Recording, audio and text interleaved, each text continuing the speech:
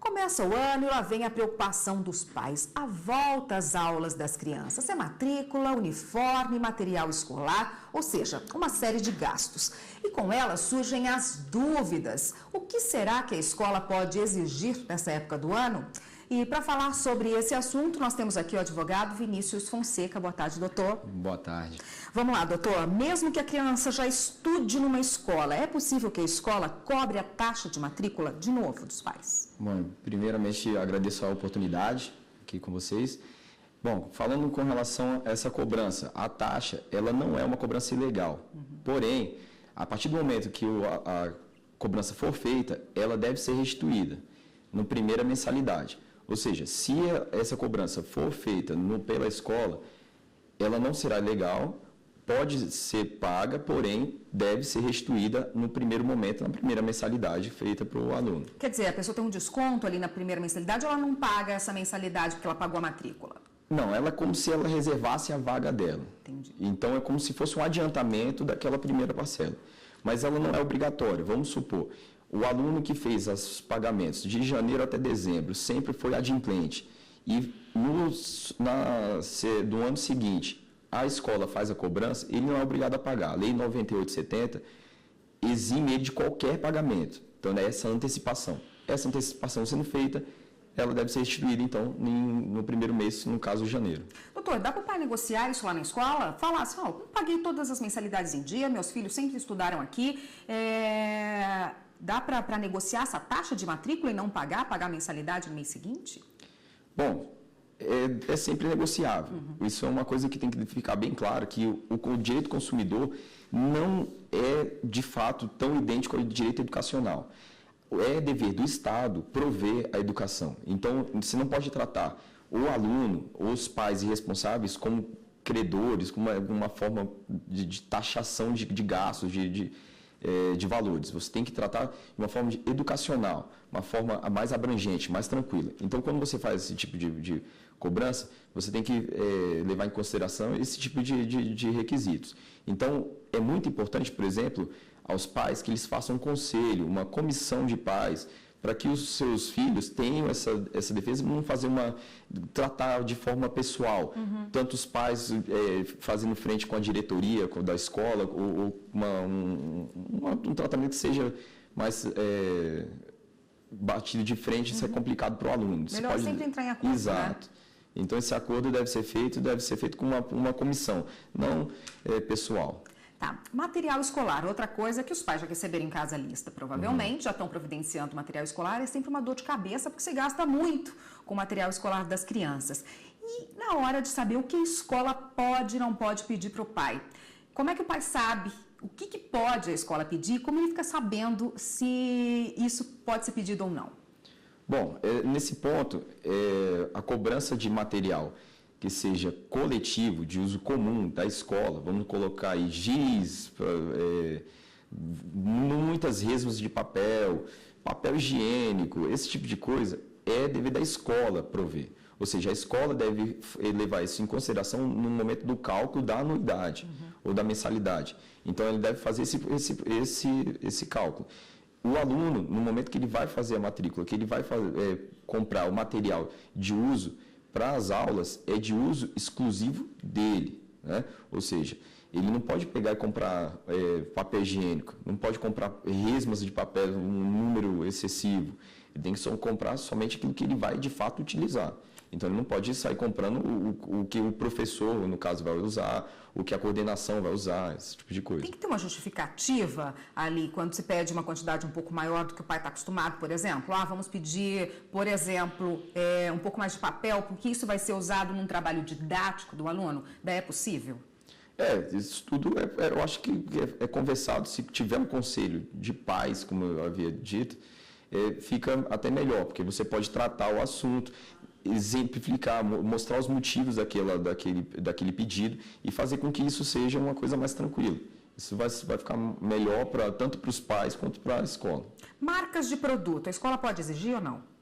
Exigir é uma palavra muito complicada. Seria melhor que os pais e os alunos orientassem a respeito da utilização de uma ou outra material. Agora, a exigência é complicado. Você pode caracterizar isso uma venda casada e entra de fato no direito do consumidor. É melhor que os pais procurem e a escola procurem uma vasta possibilidade de compra do produto, entre A, B, C, D, enfim, N marcas, e que possibilitem de fato a compra por um aluno ou responsável que não tenha grande porte financeiro para comprar aquele produto. Tá ótimo, doutora. A gente vai fazer uma pausa. Só peço um minutinho para o senhor, a gente vai para o intervalo, já volta com outras dúvidas a respeito desse assunto. Minutinho. Aqui no estúdio nós voltamos a falar com o advogado Vinícius Fonseca, que hoje conversa com a gente a respeito da compra do material escolar e o que as escolas podem exigir dos pais e o que está proibido por lei. Doutora, a gente já falou da marca dos produtos, né? Que as escolas não podem exigir uma marca específica de algum produto para os alunos, porque os pais têm direito de escolher dentro daquele material o que é mais vantajoso financeiramente. Em relação às escolas que mantêm livrarias dentro do estabelecimento, elas podem exigir que o livro didático seja comprado ali? Bom, é sempre bom trocar a palavra de exigência para sugestão. A escola pode dar a sugestão da compra do produto X, Y ou Z. Com relação à livraria, se nesse caso for uma vantagem para o aluno, que ele tenha lá por um preço mais cômodo, mais módico, aquele livro ou aquele resmo que for utilizado para as aulas, eu acho que é sempre benéfico. Ele não pode eximir o aluno ou excluir o aluno devido àquela compra ou não do artifício de utilização para a escola. Isso que não pode acontecer. Então, o aluno não pode ser vetado de ter a aula ou qualquer coisa do gênero a respeito disso. Em relação aos uniformes escolares, geralmente cada escola tem o seu uniforme, com a sua estética, né? E uma ou outro estabelecimento faz esse uniforme. Como é que fica a questão da livre escolha do pai aí? Só tem um lugar ou ele pode mandar fazer um uniforme igualzinho em outro lugar? Bom, funciona da mesma forma que o material. Ele não pode ser obrigado a usar usar o local que a escola indicou. O uniforme não é obrigatório por lei também, isso é uma escolha da escola, é mais seguro de fato, só que isso aqui não é uma obrigação. A partir do momento que a escola estabeleceu, aí os pais estabeleceram que aquilo é obrigatório, eles começam a utilizar. Então, tem que ser levado em consideração sempre as condições financeiras do aluno e dos responsáveis. Isso que é o mais importante. Então, você não pode pegar e fazer a cobrança de um uniforme que seja feito de um tecido muito caro e tudo. Você tem sempre que levar em consideração uma série de coisas para que o aluno, que os responsáveis e os pais tenham a possibilidade de trazer esse aluno para estudar. Troca de material didático. Um livro didático de 1 ano, de repente não serve mais, a escola troca esse livro. A família que tem irmãos, que geralmente passa esse livro de um para o outro, que costuma economizar com isso, não tem mais esse poder. A escola pode fazer isso, trocar o material didático, ou também tem que ser conversado com o conselho de pais?